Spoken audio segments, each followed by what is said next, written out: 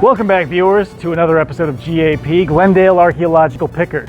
Won't you join me as we find something else to pick at archaeologically today? Let's take a look.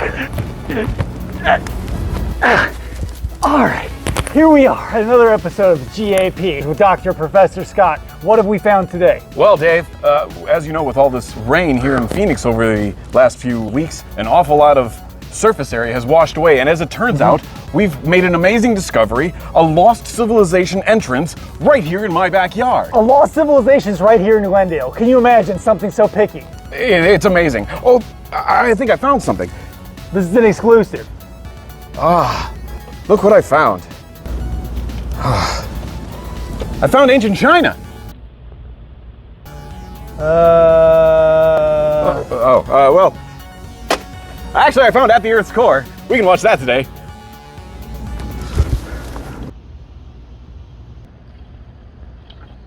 Dave? Since the earliest days of movie making, the genre of the Lost World and its prehistoric denizens is one that always seems to die out, only to be rediscovered once again. From B-movies and cult films to modern blockbusters, we are the raiders of the lost genre.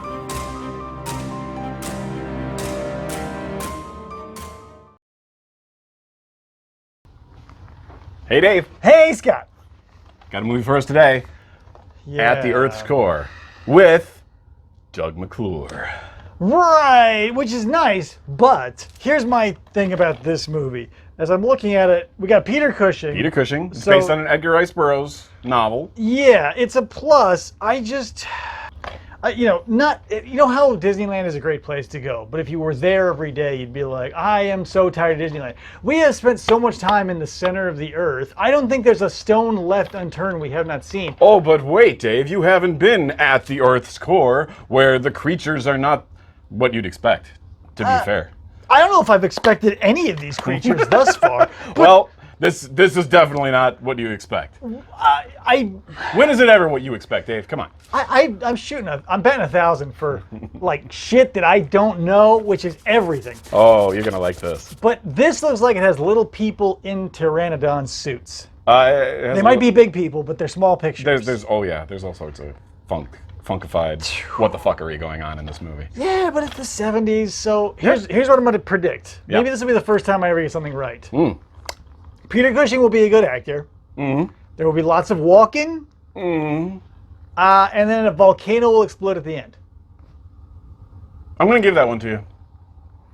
Yeah. I mean, not so much on the walking. really? Yeah. All right, then I'm a little more Because excited. it's set bound, so. Oh, yeah, okay. They have to make as much as they can of it. But so is Dinosaurus. Like, we saw so many people run 30 feet to like the edge of the frame and be like, That's true, we did. Well, let's see how right you are. let's hope it's not. Right, but there's definitely a volcano. I mean, come on, it's the center of the earth. Let's go.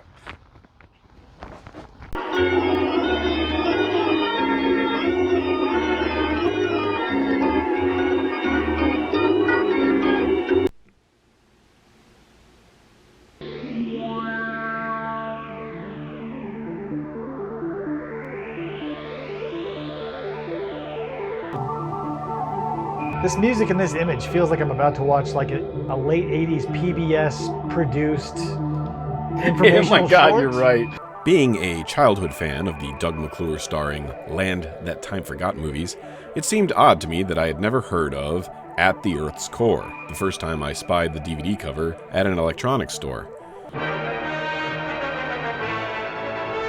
Old Doug and the genius Peter Cushing stared out at me from under the Midnight Movies MGM banner, the blurb informing me, rather bluntly, of the Edgar Rice Burroughs movie adaptation classic I had obviously been missing.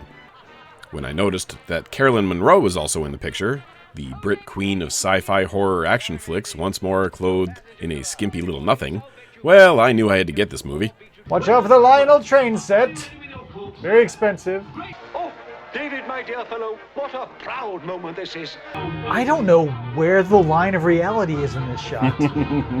There is no reality. When Victorian scientist Perry, Peter Cushing, and his American protege, David, Doug McClure, decide to test a super cool brass drill-tipped earth-boring machine thingy, They find themselves in Burroughs' underground world of Pellucidar. 2, 1, release.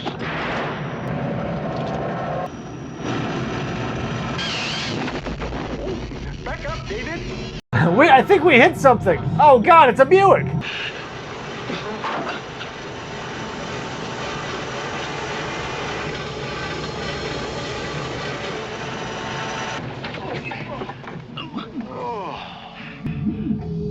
Sorry, the ride's over. Please depart.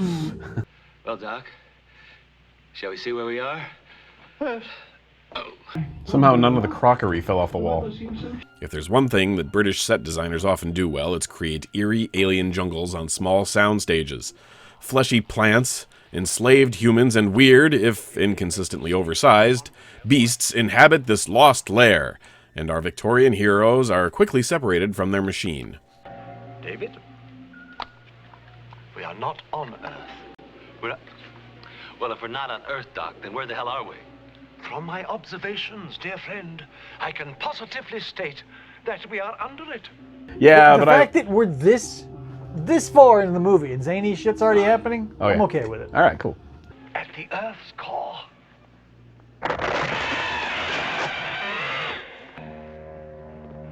By Jove. Very interesting. That is all that warrants? Ah, he's British.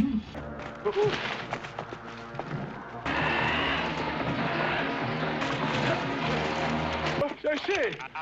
No. Ew. That wasn't so much quicksand as much as it was like old malto meal storage. It's not. Hey, other humans! Hey, Carolyn Monroe. Hey, where'd you get the fake beard? Is there a That's no Spencer's way to Kiss talk down about here? Doug McClure. In Pellucidar, the humans are rounded up by orc-like Sagoths, servants of the Mahars. I hope I don't have to beat up Frank Zappa again. No! Don't hit him! I remember him, Doc, but they all look the same. Ooh, hey, that's Racist. Subterranean racism. just because they're fascists. And they're all like reverse male pattern balding. Yeah? Well, you know, what are the odds that Pete and Doug just happen to get snagged on the yearly human drive? Do you even have tea time? Barbarians.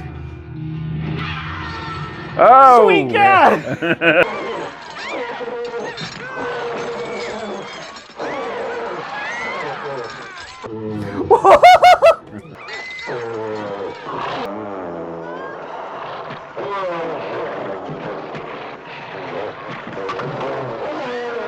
It's like Rhino meets Warthog meets like Etsy.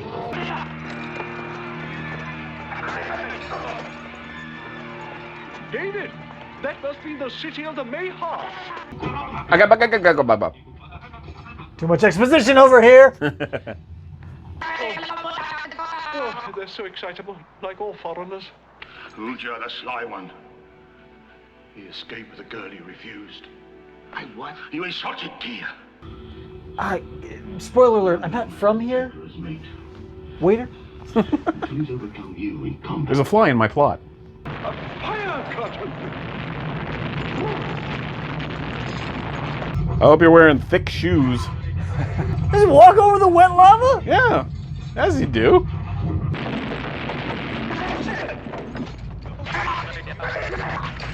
The Mahars rule Pellucidar from within their stone and lava city with an iron wing, given that they're giant pteranodon-like critters with amazing telepathic abilities. It's like a snapping turtle and a bat got drunk and then fell into some radioactive waste, and the baby was this. My goodness, how enormous. Mostly they just hang out on a cliff face in their cave and make creepy noises, feeding on hot human babes or watching as chained Pellucidarian men fend off giant rhino beasts in the arena of death.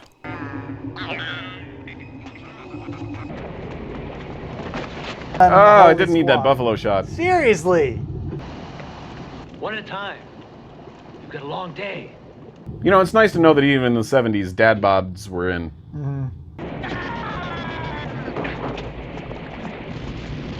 I'm Doug McClure.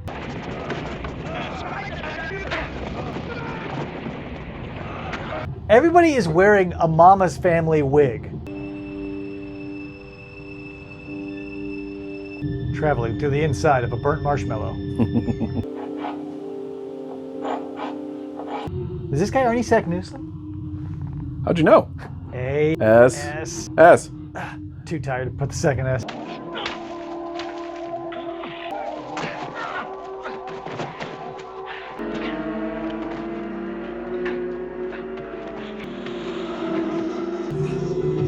Like at this point, we are definitely aware of the giant tentacles flying around. Yeah, maybe it's time to stop the fight. Yeah, just for a few minutes. Just to move it 10 feet that way.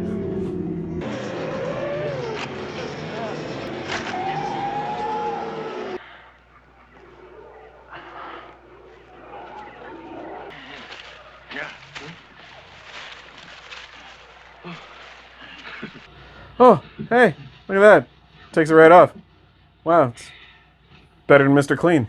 So one thing you should know, all the leaves are hygienic, and we love Mama's Family down here.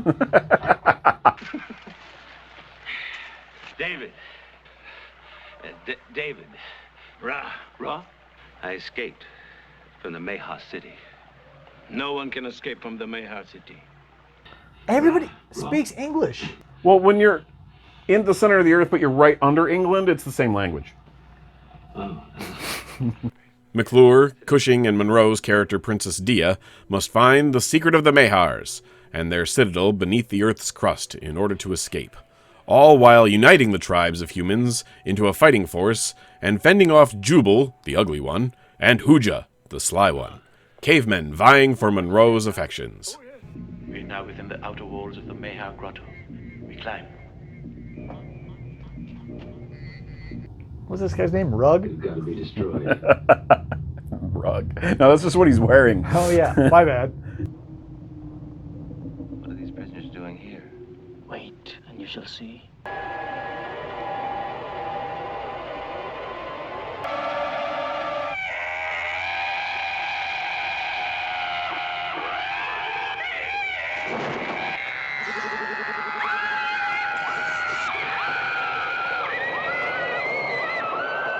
I mean, how long does it take you to grab 3 ladies? They're in a ring of fire. I fell into a burning ring of Mahars. It's a giant dinosaur of savings at Mahars. Going back, After what you've just seen, especially after what I've seen. how can you win? Gotta find the secret of the Mahars and destroy them. Nobody escapes the Mahars, though.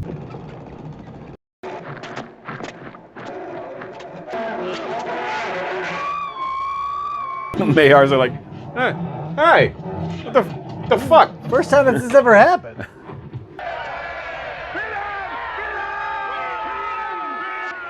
There it is. The very origin of every Mahar that's born. Oh look, there's the T-1000. This is where we're gonna finish them. Dear, come, and I kill her.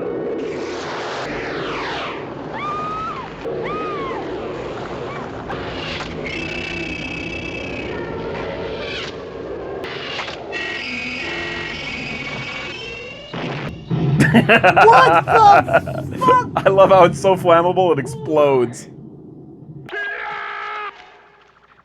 It's Jubal, the ugly one.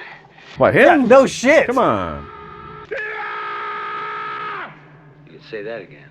He's also the loud one, and he's the fat one, and he's the bearded one. He's a lot of ones. Yeah. It's a very small community. He's also the head of the HOA, so watch out.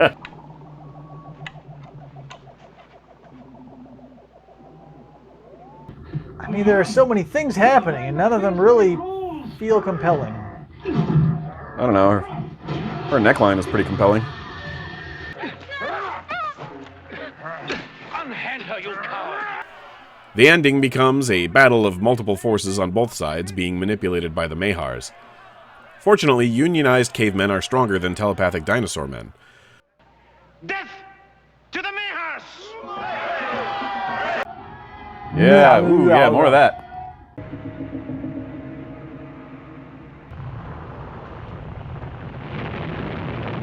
Ooh, good, it's Something hot in there. sexy this way comes. Yeah.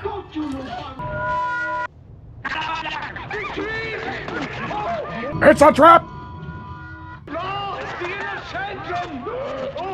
Yes, this is a hat. Thank you. David's tribal friend Ra is the true hero of the film, sacrificing himself to make certain that the Mahars are destroyed. But he went out as a hero. And he takes him out. And he takes out another one. This guy's the fucking death dealer of the movie. That's why he's on the cover. You cannot mesmerize me. I'm British.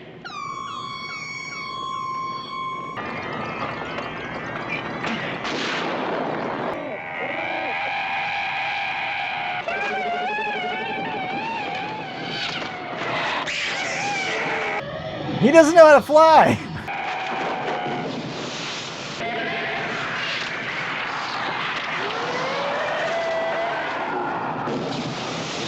Call! Explodey!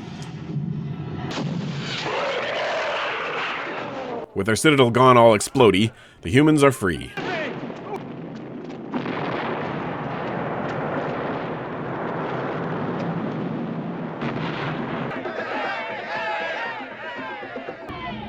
Yub nub. Eat up, be yub nub. Where did they get all these tropical fruits and flowers? Dia must stay and rule her people, so our Victorian heroes dig back to the surface. I must stay here. This is my world. One of the grip of ERB-based films Kevin Conroy and Amicus bestowed upon the fantasy film world in the 1970s, At the Earth's Core is an atmospheric, if flawed, adventure boasting original design and a fun cast. How do you leave that behind? How do you get to the surface by drilling downward? This reviewer must sadly admit, though, at the time of this writing I have not yet read the original Burroughs tale, but I expect that the story roughly follows the original novel. Milton Subotsky, a producer on previous Conroy ERB adventures, gives us a competent script with good pacing to keep the adventure rolling from one strife to the next, but includes some cheesy dialogue and characterizations. Again, I can't help but feel that this is as much the source material's fault. Subotsky's adaptations of the Doctor Who and the Daleks films were pretty spot on, except for making the Doctor into a dotty old human, and Burroughs' texts, while often cracking thrill yarns, are usually mired with unbelievable coincidences.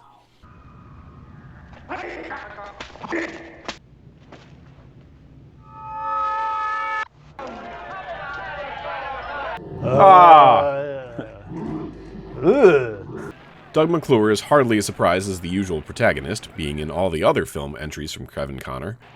Here he feels a bit out of place, though, trying to walk a line somewhere between the caring genteel and the bowler-capped ruffian. The lovely Miss Monroe, on the other hand, looks as gorgeous as ever in her outfit, with its plunging V neckline and leggy design. It's quite a combination for a bird. The scientist, Dr. Abner Perry, is played by the always competent, though strangely bumbling, Peter Cushing. Here he takes the stuffy Englishman with the heart of gold ideal a bit over the top in the interests of the kiddies, I should hope, while remaining fun and approachable as much as he did with the Doctor Who films. Now, you scoundrel. Ra was played by the multi-talented Cy Grant, Guyanese-born activist, barrister, poet, musician, writer, and the first black actor to be featured regularly on UK television. Unseasonably quiet. While the ideas presented in At the Earth's Core aren't wholly original, there are some great spins on common adventure themes and interesting creature designs that make this more than simply watchable fun. Ultimately, the film's budget feels stifled, requiring the viewer to suspend a large portion of disbelief. But as an entertaining romp, it succeeds, especially for the forgiving tastes of fans of the genre. Burroughs himself probably would have liked it, but then he was okay with Johnny Weissmuller's Cro-Magnon-ish Tarzan, so long as the checks kept rolling in. It's not to be. So I'd like to begin this discussion by discussing the fact that Edgar Rice Burroughs, whom I do love as a writer, was both very imaginative and incredibly repetitive. And this movie is a good example of that. There was several tropes in there, including the Princess of Princess of Pellucidar, the arena scene. A lot of arena scenes. Yeah, and that being said, I do like that the guy went like pre-proto Tarantino-esque eventually, where like Tarzan actually eventually goes to Pellucidar. Oh, so he was, like, this is part of that. Yeah, it's like it's expanded universe. That huge canon. Right, exactly. So it's like expanded universe for himself. Yeah, that's like Howard Lovecraft a little bit too. This was incredibly, surprisingly good. Right, it's fun. It was incredibly fun. Yeah. Like, I thought for sure because the first, let's say 10 minutes, 15 minutes, maybe even shorter, the first 10 minutes are a shit show. It is boring. It looks like it's going to be terrible. It looks like nothing is being set up. There's no exposition. There's no reasoning. There's no nothing. By the time the boring sequence in The Amazing Drill is over and we get into the movie proper, boom! It was a blast from then on. But I do love the set and the design of the drill itself, and so on. I mean, it's it's not the best sequence, but at least it's well. It looks good. That's the thing. Even though the first 10 minutes are pointless, right? They're beautiful pointless. The well, they're not pointless. They're just not as exciting. It has that. It has this Wizard of Oz quality where everything's kind of, oh, isn't this normal and a little odd, and then all of a sudden, what the fuck's up with the colors? Right. It was an insane trope of like the starting where everybody is just sort of standing around. We're getting a little bit of exposition, not really happening, but who cares? You get down there and it's just bonkers. The costumes are great. The lighting was great. I think the monsters are so weird. So weird. Yeah. And it was, even though it was cookie cutter, like compared to all the other movies we've had, the two monsters fighting, the one guy against the one monster, it was all there. Yeah. The tropes, you mean? All the tropes we live off of with this show. But the way everything they did was just weird enough, right? To make it and elevate it. Yeah. It's totally bizarro. Mm-hmm. So Doug McClure and Kevin Connor do 3 Edgar Rice Burroughs movies together. They do People That Time Forgot, Land That Time Forgot, People That Time Forgot, and then they do this one.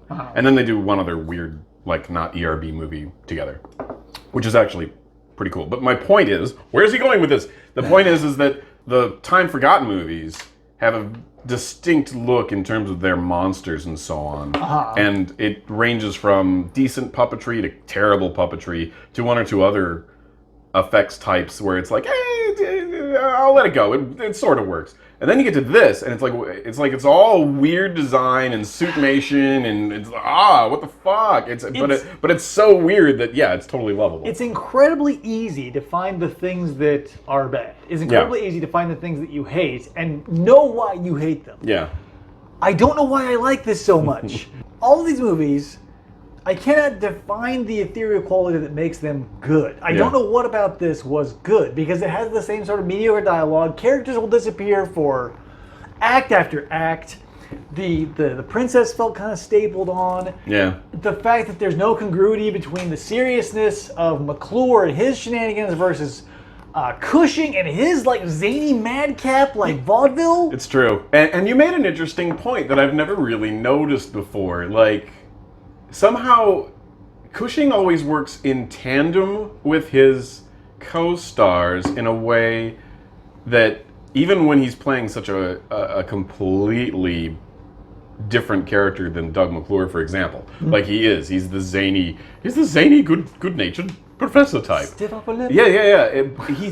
He's not a scene stealer. He's not Donald Pleasancing his way through the scene where it's like, yes, I'm over here. You know, I'm taking all of the limelight away from my co-stars. When he had words to say, he was everything and every bit of what he should have been. Right. And maybe that's all of that is here. And I think that might be part of it too. Is like all of the set dressing implied a world that we never got expositively. I think that's what the compelling part is. Yeah. It allows itself to show, not tell. But that's what you need it to be. No one in your real life is going to walk up and explain the things that you have around you to you. Yeah. I've seen this movie several times, and it wasn't like it was. You know, I made a comment at one point of like how the crockery didn't fall off the wall inside the. I don't think I've ever noticed that there's plates up on the wall inside there. But so that's how British this is. Yeah. It's like, oh well, he don't. Not only does he put the gauges in and the little screens, but he's also got a little pot shelf for his his crockery. And, like, the green shaded, like, classic Victorian lamps. Like, this thing is English. It died in the wool. I want to say there's like a sequel of A Tiffany Lamp in Pellucidar. To go back to our opening, how much walking was there? Did you feel like it was too much? Because I felt like it was probably just enough. Maybe just a tad too much. But the walking was probably perfect for a 70s movie. I mean, especially given that a lot of it was used for exposition. Right. We have two very specific species of walking in these movies that we watch. We've got walking where we've got scenery, wide shot. Oh, isn't this beautiful? Yeah, we've got long walks, and then we've got, this is a set, walk from here to here. Yeah. And I'm not sure which one I like more or which one I hate more. Right. Yeah, it does feel as if like England had a movie and invited a little bit of Texas along. Right. Which is again, everything. That's an interesting transition too. It's like Doug McClure went from westerns to sci-fi fantasy movies. Because he looks like he rolled up out of like an episode of Gunsmoke. Yeah. Again, this is tropes for ERB because he will have your monsters and your monster classes, and then you'll have your humans, and the reason that the humans aren't winning is because they're not united. So, you know, it's the same thing with John Carter, where you have the different, the different classes, or not so much classes, but the different cities are at war with each other, and that's why, you know, things could be better, but they're at war. But if we unite, we can defeat the Mahars. But nobody escapes the Mahars. Right. There's only about 18 people to unite, too, so it wasn't very hard. All it took was Dr. Cush and... Well, they only had so many, you know, curly blonde wigs to go around. I know. It was so good, though. So good. I really enjoyed this movie when, again, I'm going to bat 1,000. I thought it was going to suck. Delightfully wrong. Right. All right, so how many sheep do you give it? Oh, damn, man. Like, this was so good. This is a go-to for me. You know, among my pop it in for on a rainy day type movies, it's a go-to. So it gets special bias in my case. So I give it 8 sheep. I feel like some context needs to be outlaid here because when I say something is a 10, the caveat here would be a 10 for B, bad, awful, no money. Like if I see a blockbuster, I'll say that was a 10 because all the pieces fell into place. Right. None of the pieces fell where they should have, and that's why this to me is like 9 whole sheep. Right. All right. But they do always manage to keep it pretty visually interesting. Yeah. So it never feels like a slog. It's filler, but it's not a slog. Because like when we see walking footage in other movies, it feels like we were promised a visual spectacle. Yeah, we were and what you're getting is we were promised a smorgasbord of beautiful, amazing, tantalizing ingredients, and then handed a bowl of white rice. And not only is it just a bowl of white rice, it is the biggest bowl of white rice you've ever fucking seen. And yeah. Do you have any idea how long it's going to take you to eat through this entire bowl of white rice? Holy shit. Typically 90 minutes. Oh, you guessed. But you got through that first bite. And look, there's teriyaki. Yeah, you break through there and there's all the good stuff. Yeah. And I think that one thing we're going to find universally, regardless of era, when the film was made, for fantasy films like this, even with modern blockbusters, and I think Godzilla vs. Kong is a perfect example of this. It's exposition's all up front. One way or the other, it's got to be up front. It's going to get out of the way because after a certain point, it's all got to be visual. So yeah, I love it. 9 sheep all the way. It's not perfect. If Hans were here, he would throw 9 sheep on his shoulders for this baby.